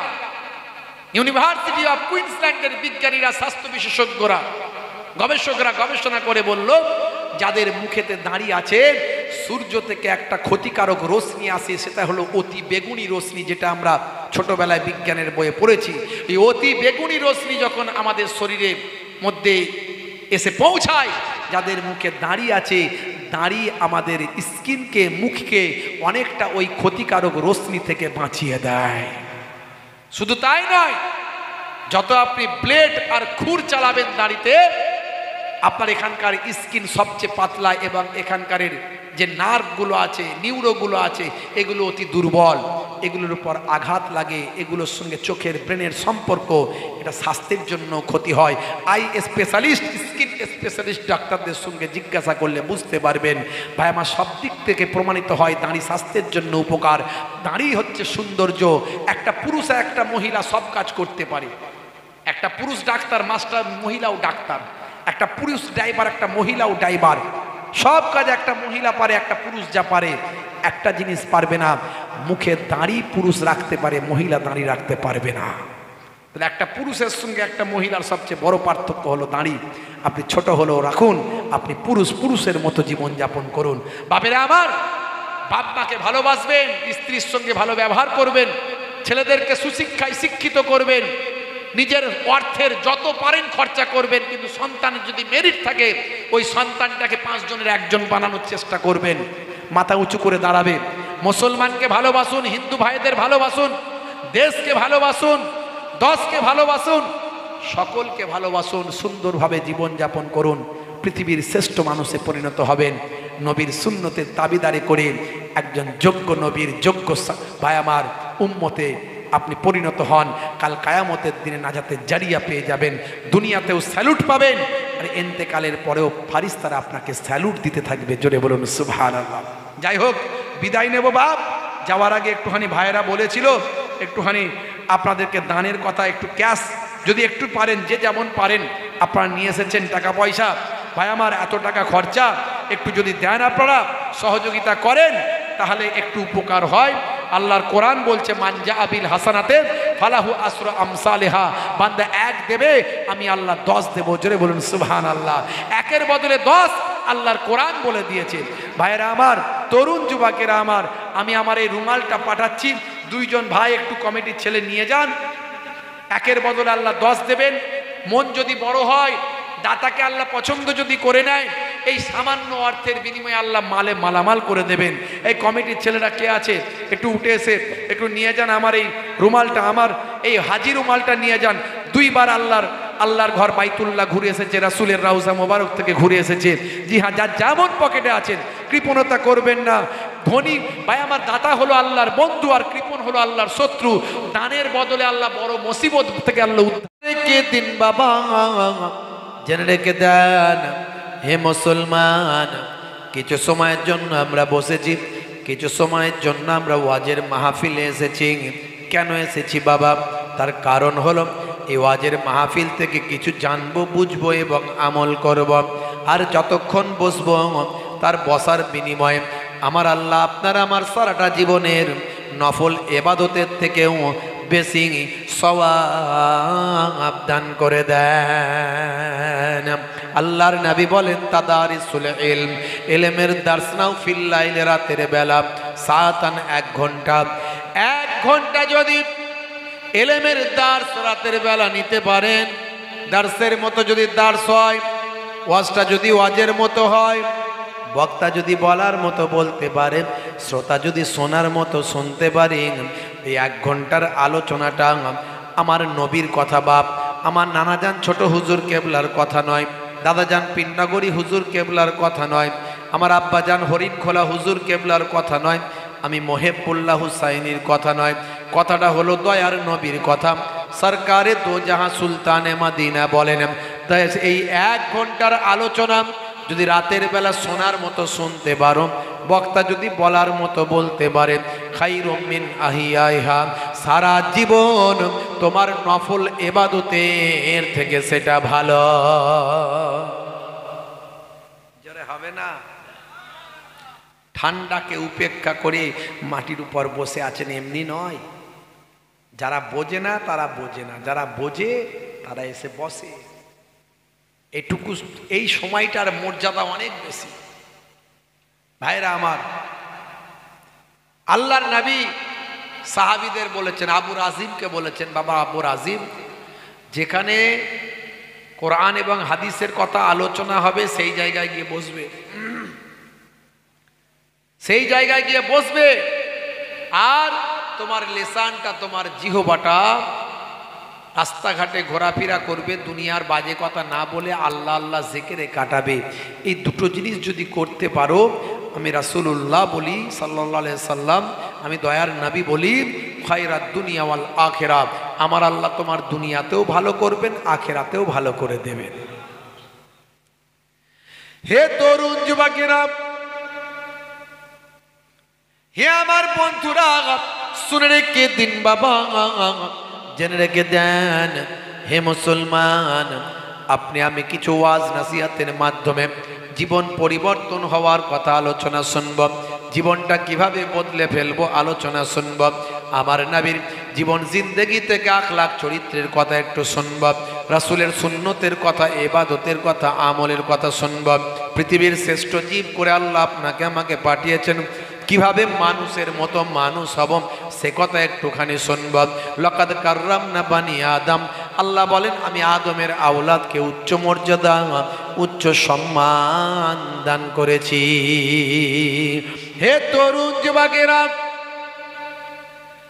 লাকাদ খলাকনাল ইনসানা ফি আহসানি তাকবীম, আমি মানুষকে সর্বাপেক্ষা সুন্দর করে সৃষ্টি করেছি। হে তরুণ যুবকেরা, খলাকাল ইনসানা মিন আলাক, আল্লাহ বলেন আমি 1 কাতরা নাপাক পানি থেকে মানুষকে সৃষ্টি করেছি। এই পৃথিবীতে আসার আগে তুমি কোথায় ছিলে একটু কি ভেবেছ, একটু কি কল্পনা করেছো? হে মানুষ, আজকে তোমার অনেক শক্তি, অনেক সামর্থ্য, অনেক ক্ষমতা, অনেক লোক বল, অনেক জনবল, অনেক অর্থ বল হয়েছে। আজকে তুমি ধরাকে সরা মনে করো, মানুষ বিরাট ক্ষমতাবান হয়েছ। আমি আল্লাহ বলি শুনে রেখে দাও, এই পৃথিবীতে আসার আগে তোমরা ছিলে মৃত। কাইফা তাকফুরুন, তোমরা কেমন করে কুফরি করো। বিল্লাহি আমি আল্লাহর সাথে, অকুনতুম আমওয়াতান তোমরা ছিলে মৃত, ফাআহিয়াকুম আমি তোমাদের জীবন দিয়েছি। এই পৃথিবীতে আসার আগে তোমরা ছিলে মৃত, এখন আমি তোমাদের জীবন দিয়েছি। এই যে আমরা বেঁচে আছি, আল্লাহ বলছেন এরপরে কি হবে শোনো, সুম্মা ইউমীতুকুম আবার তোমাদের মৃত্যু দেব। এই পৃথিবী থেকে তোমরা মারা যাবে, আমরা মারা যাব। কথা ঠিক না ভুল? কথা ঠিক না ভুল? আজ বেঁচে আছি, কাল গ্যারান্টি আছে নাকি? গ্যারান্টি আছে। আবার আমরা মারা যাব। সুম্মা ইউহয়িকুম আল্লাহ বলেন তোমাদেরকে আবার জীবিত করা হবে। সুম্মা ইলাইহি তুরজাউন তোমাদেরকে আমি আল্লাহ আমার কাছে ফিরতে হবে। সেদিন তোমাদেরকে আমার সামনে এসে দাঁড়াতে হবে। পৃথিবীর জমিনে ভালো কাজ করেছো না মন্দ কাজ করেছো, সবটাই কিন্তু কেরামান কাতিবিন লিপিবদ্ধ করছেন। কেরামান কাতিবিন ইয়ালামুনা মা তাফআলুন। কেরামান কাতিবিন সব কিন্তু তারা জানে, তারা লিপিবদ্ধ করে রাখছে তুমি ভালো কাজ করেছো না মন্দ কাজ করেছো। আমি আল্লাহর সামনে কায়ামতের দিনে সেদিন আমার সামনে এসে বিচারের ময়দানে দাঁড়াতে হবে। বন্ধুরা আমার মরণ আসিবে কখন কেউ তা জানে না। তোমার মরণ আসিবে কখন কেউ তা জানে না। আমি মরে গেলে তোমরা আমায় ভুলে যেও না। আমি মরে গেলে তোমরা আমায় ভুলে যেও না। আমার মরণ আসিবে কখন কেউ তা জানে না। তোমার মরণ আসিবে কখন কেউ তা জানে না। এই দুনিয়ায় চিরজীবন কেউ তো থাকবে না। অন্ধকার কবর যে তোমার আসল ঠিকানা। এই জীবনে এই দুনিয়ায় চিরজীবন কেউ তো থাকবে না। অন্ধকার কবর যে আমার আসল ঠিকানা। সেই কবরে পিতা মাতা কেউ তো আসবে না। সেই কবরে নবী ছাড়া কেউ তো আসবে না। আমার মরণ আসিবে কখন কেউ তা জানে না। তোমার মরণ আসিবে কখন কেউ তা জানে না। ভাইরা আমার, তরুণ যুবকেরা আমার, আল্লাহ বললেন বান্দারে, হে পৃথিবীর মানুষ, কিভাবে তোমাকে সৃষ্টি করেছি একটু ভাবো, একটু কল্পনা করো। তুমি ছিলে এক কাতরা নাপাক পানি।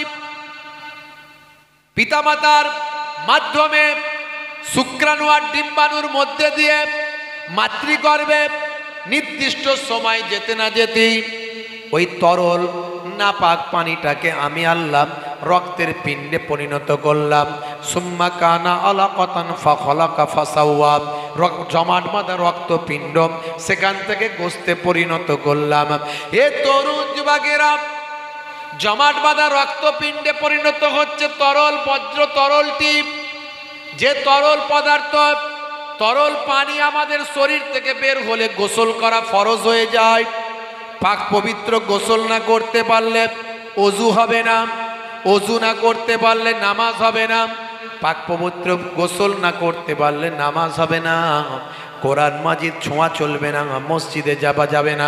সেই পবিত্র গোসল আপনার জন্য ফরজ হয়ে যায়। যে নাপাক তরল শরীর থেকে বের হওয়ার কারণে সেই নাপাক এক কাতরা পানি থেকে আমার আল্লাহ মনুষ্য জাতিকে সৃষ্টি করলেন আমার আল্লাহ। হে তরুণ যুবকেরা, আল্লাহ বললেন বান্দারে, সেই নাপাক পানিকে নির্দিষ্ট সময় আমি আল্লাহ জমাট বাঁধা রক্তে পরিণত করলাম। সেই রক্তপিণ্ড আবার গোস্তের টুকরোতে পরিণত হল। হে তরুণ যুবকেরা, মাতৃগর্ভে নির্দিষ্ট সময় সেই গোস্তের পিণ্ডটা থাকতে থাকতে সেখান থেকে আমি আল্লাহ আমার কুদরতি ক্ষমতায় পঞ্চ ইন্দ্রিয় নাসিকা কর্ণ জিহ্বা তাক চোখ হাত পা কান আর শরীরটাকে আমি আল্লাহ দান করে দিলাম। কেবলমাত্র তাতে রূহ ছিল না। প্রত্যেকটা মায়ের গর্ভে আমি আল্লাহ কুদরতি ক্ষমতায় আমার ফারিস্তা দিয়ে কুদরতি রূহটা ওই দেহের শরীরের ভিতরে ঢুকিয়ে দিই। জোরে হবে না? বাপের আমার, একটু কল্পনা করুন, আজ বেঁচে আছি, কাল থাকবো কিনা গ্যারান্টি নাই।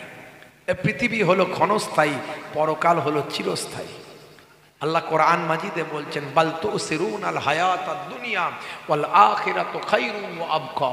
এই দুনিয়া হলো তোমাদের জন্য ক্ষণস্থায়ী, আর পরকাল হলো তোমাদের জন্য চিরস্থায়ী।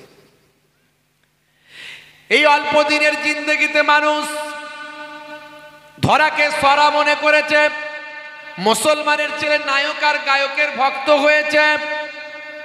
মুসলমানের ছেলে বলছে হয়েছি বাপের বেটা, মরবো একদিন, ভয় কিরে চল, এগিয়ে চল। 35 কেজি ওজন, 40 কেজি ওজন, তিরিং তিরিং করে লাফাচ্ছে, বলছে আমার সঙ্গে লাগবি না। হাতে নিয়েছে ডান্ডা, বলছে করে দেব ঠান্ডা। হে মুসলমানের ছেলে, শুনে রাখুন, কানটা খোলে। বডি হয়েছে, বডি দেখায়, ক্ষমতা দেখায়, সলেমান খানের ভক্ত ভাই।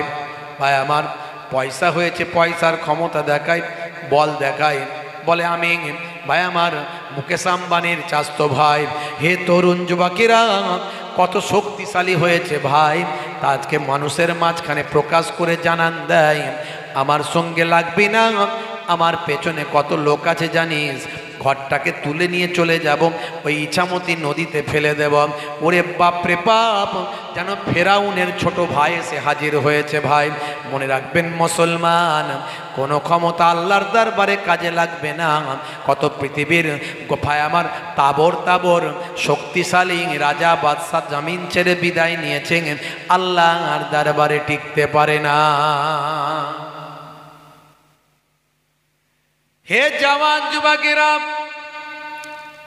আমার আপনার নবী এসে বললেন, হে দুনিয়ার মানুষ শোনো, তোমরা আল্লাহওয়ালা হয়ে যাও, এক আল্লাহকে বিশ্বাস করো, আল্লাহর হুকুমের পায়রাবি করো, দুনিয়ার সমস্ত অশ্লীলতা অন্যায় থেকে দূরে সরে এসো, আল্লাহর নামের ইবাদত করো, আল্লাহকে এক বলে মেনে নাও, আল্লাহর সঙ্গে কাউকে শরীক করো না, সমতুল্য করো না, সমকক্ষ করো না, আল্লাহর সমতুল্য সমকক্ষ কাউকে করো না, আল্লাহকে এক বলে তোমরা মানো, সামান্যতম অংশী আল্লাহর সঙ্গে করো না। শুনে রেখে দাও, কুল হুয়াল্লাহু আহাদ আল্লাহুস সামাদ লাম ইয়ালিদ ওয়া লাম ইউলাদ ওয়া লাম ইয়াকুল লাহু কুফুয়ান আহাদ। সেহি Allah is one, Allah is one whom all depend. He begets not, not is he begotten, and none is like him. বলুন, সে আল্লাহ হলেন এক, আল্লাহ অভাব শূন্য, তিনি কাহাকেও জন্ম দেননি, কেহ তাহাকে জন্ম দেয়নি। সে আল্লাহর সমতুল্য, কুল কায়নাতের ভিতরে আর কেউ নাই। হে তরুণ যুবকেরা, হে আমার বন্ধুরা, হে আমার মুরব্বিয়ানেরা, দয়ার নবী আমার বলতে শুরু করলেন, হে দুনিয়ার মানুষ শুনে রেখে দাও, যত আসমানি কিতাব এসেছে সে আসমানি কিতাবগুলোকে বিশ্বাস করো। 104টা আসমানি কিতাব মানো, বিশ্বাস করো, আমল করো, আল্লাহর কোরআনের প্রতি আমল করো। অন্যান্য কিতাবের প্রতি আমল হবে না, আমল হবে আল্লাহর কোরআনের প্রতি। কিন্তু আসমানি কিতাবগুলোকে সব বিশ্বাস করো। যত পাইগম্বার এসেছেন সমস্ত পাইগম্বারকে বিশ্বাস করো, মানো, কিন্তু সুন্নতটা আমল করো। শুধু আখিরি জামানার পাইগম্বার, আমি জগতের শেষ নবী, আমার সুন্নতের তাবেদারি করো। মান হাব্বা সুন্নতি ফাকাদ আহাব্বানি ওয়া মান আহাব্বানি কানা মাই ফিল জান্নাহ। যে আমার সুন্নতকে ভালোবাসলো সে আমি রাসূলকে ভালোবাসলো, যে আমি রাসূলকে ভালোবাসলো সে আমার সঙ্গে জান্নাতি হয়ে গেল। জোরে হবে না? দয়ার নবী গো, আমার ময়ার নবী গো, সব ছাড়িব কিন্তু তোমায় ছাড়তে পারি না। জোরে হবে না? আর জোরে হবে না? সব ছাড়িব কিন্তু তোমায় ছাড়তে পারি না, ছাড়িনি ছাড়ব না ছাড়তে পারি না, সব ছাড়িব কিন্তু তোমায় ছাড়তে পারি না। হে তরুণ যুবকেরা, হে আমার বন্ধুরা, হে আমার মুরব্বিয়ানেরা, শুনে রেখে দিন বাবা। আল্লাহর নবী বোঝাতে লাগলেন, দেখো ফেরাউন এসেছিল মুসা নবীর জামানায়, কত অত্যাচার করেছিল, নিজেকে খোদা বলে দাবি করেছিল, আনা রব্বুকুমুল আলা বলেছিল। আমার আল্লাহ বরবাদ করে দিয়েছে, নীল দরিয়ায় ডুবিয়ে মেরেছে। আমার আল্লাহর ক্ষমতার কাছে ফেরাউনের ক্ষমতা টেকে না।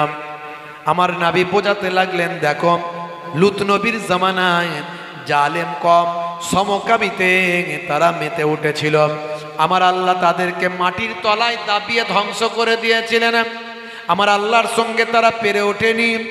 আমার নবী বোঝাতে শুরু করলেন, দেখো দাউদ নবীর জামানাতে মানুষগুলো নবীর কথার খেলাফ হয়েছিল, তারা সব নবীর সঙ্গে বেয়াদবি করেছিল।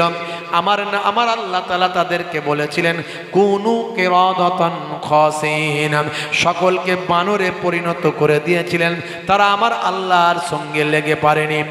অতএব হে আমার উম্মতেরা, আল্লাহর হুকুমের বাইরে যেও না, আল্লাহর সঙ্গে লড়াই করতে পারবে না। আমার আল্লাহর ক্ষমতা তুমি আন্দাজ করতে পারো না, আল্লাহর হয়ে যাও। মাল্লাহুল মাওলা ফালাহুল কুল, বান্দা যখন আল্লাহর হয়ে যায়, কুল মাখলুকাত তার গোলাম হয়ে যায়। মান কানা লিল্লাহি কানা আল্লাহু লাহু, যে বান্দা আল্লাহর হয়ে যায় স্বয়ং আল্লাহ তার হয়ে যান। আমার আপনার নবী বোঝাতে লাগলেন উম্মতকে, হে উম্মতেরা, আল্লাহর নির্দেশ বাবা সবচেয়ে বড় নির্দেশ, নামাজটা পড়ো, রোজাটা রাখো, হজটা করো, যাকাতটা সঠিকভাবে দাও, আল্লাহকে বিশ্বাস করো, আল্লাহর নির্দেশগুলো মানো, হারাম কাজ থেকে দূরে থাকো, হালাল পথে জীবন যাপন করো, আর আমার সুন্নতের তাবেদারি করো। আমার সুন্নতকে ভালোবাসলে আমার সঙ্গে জান্নাতি হয়ে যাবে। আল্লাহর নবী বললেন, শোনো, আমার আল্লাহ বলছেন মা খলাকতুল জিন্না ওয়াল ইনসা ইল্লা লিয়াবুদুন, আমি মানুষকে এবং জিন জাতিকে কেবলমাত্র আমার ইবাদতের জন্য পাঠিয়েছি। এই ইবাদত মানে নামাজ, রোজা, হজ, যাকাত, সংসার, কাজ কারবার, ব্যবসা বাণিজ্য, এগুলো কি? আল্লাহর নবী বুঝিয়ে দিলেন, হে দুনিয়ার মানুষ শোনো, ব্যবসা বাণিজ্য, কাজ কারবার, সংসার, ধর্ম, স্ত্রী, ছেলে মেয়ে, ভালোবাসা, প্রেম, প্রীতি, মহাব্বত, সকালে ঘুম থেকে ওঠা থেকে ঘুমাতে যাওয়া পর্যন্ত যা কিছু করবে সব যদি নবী আনা তারিকায় হয়, নবীর সুন্নতের উপর হয়, আমি যেভাবে করতে বলি এভাবে যদি সব কাজগুলো করো, তোমার কাজগুলোও করা হবে, আর সুন্নতের সওয়াবটাও নামাজ আমলে লিখে দেওয়া হবে। বন্ধুরা আমার, তরুণ যুবকেরা আমার, হে আমার মুরব্বিয়ানেরা, হে যুবকেরা, শুনে রেখে দিন বাবা। আল্লাহর নবী তাই বললেন, যখন ঘুম থেকে উঠবে আল্লাহর নাম নিয়ে ঘুম থেকে ওঠো, যখন তুমি বাইরে বেরোবে তাওয়াক্কালতু আলাল্লাহ বলে তুমি তোমার বাড়িতে লকটা করে দাও, তালাটা মেরে দাও। যখন তুমি কোনো কাজ শুরু করবে বিসমিল্লাহির রহমানির রহিম বলে শুরু করো। যখন কোনো আনন্দের সংবাদ পাবে তখন মাশাআল্লাহ তুমি বলো। যখন কোনো দুঃখের সংবাদ পাবে ইন্না লিল্লাহ তুমি তখন বলো।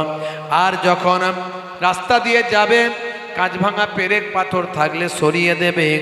যখন ঘুমাতে যাবে ডান দিকে কাত হয়ে ঘুমাবে। যখন তুমি পোশাকটা পরবে ডান দিক থেকে শুরু করবে, আর তোমার গায়ের পোশাকটা তুমি পারলে নিসফুসাদ হাঁটুর নিচে পর্যন্ত তুমি পরবে। মা আসফালা মিনাল কাবাইনি মিনাল ইজারে ফিন্নার, তোমার পায়ের গিরার নিচে যেন তোমার পায়জামা না চলে যায়, লুঙ্গি না চলে যায়। যদি ইচ্ছাকৃতভাবে পায়ের গিরার নিচে যায়, ওই অংশটা জাহান্নামের আগুনে জ্বলবে। তাই 1450 বছর আগে দয়ার নবী জানিয়ে দেন যে কথাগুলো নবী আমার বলেছেন আজকের যুগে বিজ্ঞান আর বাস্তবতায় পরিণত হয়।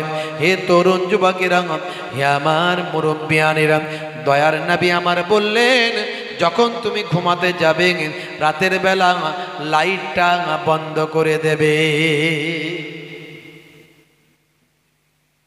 আজকের স্বাস্থ্য বিশেষজ্ঞরা বলছেন লাইট আমরা যখন ঘুমাই, ঘুমানোর পরে যখন গভীর ঘুমে আচ্ছন্ন হয়ে যায়, লাইট যদি বন্ধ থাকে তবে আমাদের মাথার এক পাশ থেকে একটা হরমোন নিঃসৃত হয়, যে হরমোনটা আমাদের মানসিক ভারসাম্য ঠিক রাখার জন্য, ব্রেনের কাজ পরিচালনা করার জন্য, ব্রেন আমাদেরকে ইন্ডিকেট করছে আমাদের নার্ভের মাধ্যমে দুঃখ, কষ্ট, প্রেম, ভালোবাসা, আনন্দ, উৎসাহ, উদ্দীপনা, যত আমরা যে সমস্ত ভাবনাগুলো ভাবি, এই সঠিক ভাবনাগুলোকে মেনটেন করার জন্য, ভাই আমার সুন্দরভাবে পরিচালনা করার জন্য ওই হরমোনটার প্রয়োজন। স্বাস্থ্য বিশেষজ্ঞরা বলছে এই হরমোনটা ঘুমিয়ে যাওয়ার কিছু কম বেশি 2 ঘন্টা পর আলো বন্ধ থাকলে মাথার এক ধার থেকে আল্লাহর কুদরতি ক্ষমতায় নিঃসৃত হয়ে আমাদের ব্রেনের উপকার করতে থাকে। জোরে বলুন সুবহানাল্লাহ। মেডিকেল যারা আছেন, মেডিকেলের যারা টিম আছেন, ডাক্তার সাহেবরা আছেন, জিজ্ঞাসা করবেন। এটা আজকের স্বাস্থ্য বিশেষজ্ঞরা বলছেন। আর এই কথাটা লাইট বন্ধ করে ঘুমাও 1450 বছর আগে দয়ার নবী জানিয়ে দিয়েছেন। জোরে বলুন। কত উদাহরণ দেব আমি, এরকম অসংখ্য উদাহরণ দিয়েছি এর আগে। হে তরুণ যুবকেরা, আল্লাহর নবী খাওয়া দাওয়ার পরে একটু মিষ্টি খেতে, মধু খেতে পছন্দ করতেন। হাদিস পাকের মধ্যে এসেছে ইউহিব্বুল হালওয়া ওয়াল আসাল, নবী আমার মিষ্টি এবং মধু খেতে পছন্দ করতেন। স্বাস্থ্য বিশেষজ্ঞরা বলছেন খাওয়া দাওয়ার পরে মিষ্টি যদি খাওয়া হয় বা আমার শরীরের হজম শক্তি বেড়ে যায়, হজমের উপকার হয়। শুধু তাই নয়, কার্ডিওভাস্কুলার নামে একটা হার্টের অসুখ হয়, যদি খাওয়া দাওয়ার পরে একটু মিষ্টি পান করা হয়, এই কার্ডিওভাস্কুলারের মতো ভয়ঙ্কর অসুখ থেকে রক্ষা পাওয়া যায়। আল্লাহর নবী 1450 বছর আগে যা বলেছেন আজকের যুগে বিজ্ঞান আর বাস্তবতায় প্রমাণিত হয়। আমি অনেক বলেছি, বেশি কথা আর বলবো না। নবী বলছেন ঘরেতে পালতু কুকুর আর ছবি, ফটো, স্ট্যাচু, বুঝতে পারছেন, ঘরেতে স্বামী স্ত্রীর বিয়ের ছবি টাঙিয়ে রাখে না নাই? হ্যাঁ, হানিমুনে গেছে, হানিমুনে বেড়াতে গেছে, সেই ছবি তুলে নিয়েছে ঘরেতে ভালো করে টাঙিয়ে দিয়েছে, আছে না নাই? ছেলের, ভাই আমার, ছেলের আকিকার ছবি তুলেছে, তুলে টাঙিয়ে রেখেছে, স্ট্যাচু রেখেছে, ছবি রেখেছে। আল্লাহর নবী বলছেন লা ইয়াদখুলুল মালাইকাতু বাইতান ফিহি কালবুন আও তাসাবির, যে ঘরে পালতু কুকুর দরজার সামনে ঘুমায়, শিকারি কুকুর পোষা জায়েজ আছে, যেগুলো ট্রেনিং প্রাপ্ত কুকুর, কুকুর প্রভু ভক্ত এবং কুকুরের ঘ্রাণ শক্তি অনেক বেশি, কুকুর অতি সহজে কে শত্রু আর কে মিত্র চিনতে পারে, কুকুর অতি সহজে পাহারাদারের দায়িত্ব পালন করে, নিজের জীবন দিয়ে দেবে, অথচ নিজের মালিককে বাঁচানোর জন্য যা করার তাই করবে। কুকুর এমন একটা প্রভু ভক্ত প্রাণী। কিন্তু কুকুর যদি শিকারি কুকুর হয়, সেটার মশলা হলো চলবে, আর বাঁশবাগানের ধারে যায়, ভাই আমার, নোংরা পটি আবর্জনা খায়, আর তোমার ঘরের উসরায় এসে ঘুমায়। ও শিকারি কুকুরও নয়, আর ও বাবা প্রভু ভক্ত কুকুরও নয়। এই রকম পালতু কুকুর, ভাই আমার, যে ঘরের দরজার সামনে ঘুমায়, যে ঘরের বারান্দায় ঘুমায়, নবী বলেন সেই ঘরে ফারিস্তা ঢোকে না। আর যে ঘরে ভাই আমার ছবি থাকবে, তাসবির থাকবে, স্ট্যাচু থাকবে, পিকচার থাকবে প্রকাশ্যভাবে। আপনি বলবেন মোবাইল আছে, মোবাইল একটা ভিতরে আছে, খুললে বেরোবে, না খুললে বেরোবে না। আপনি যেমন আয়নার সামনে দাঁড়ান, আয়নার সামনে দাঁড়ালেই ছবি আপনার আসবে, আবার সরে যাবেন আয়নার সামনে থেকে ছবি নাই, ওগুলো আলাদা। আর এটা কন্টিনিউয়াসলি দেওয়ালে টাঙানো, আলমারিতে রাখা, এই রকম ছবি যে ঘরে থাকে রহমতের ফারিস্তা আসে না। এক চাচা তার ছেলেদেরকে নসিহত করছে, এক চাচা তার ছেলেদেরকে নাসিহাত করছে, বাবা হুজুররা বলে যে ঘরে ছবি থাকে, ফটো থাকে, স্ট্যাচু থাকে, সে ঘরে নাকি ফারিস্তা নাকি ঢোকে না। তো এক কাজ করিস বাবা, আমি তো মরতে চাই না, কিন্তু যদি মৃত্যু চলে আসে দেখবি যখন পরিস্থিতি খারাপ, ওই যে ঘরে ছবি আছে ওই ঘরে ঢুকিয়ে দিবি, তাহলে কি হবে, ফারিস্তারা আসবে না, তাই তো নাকি? এই তার চিন্তা ভাবনা।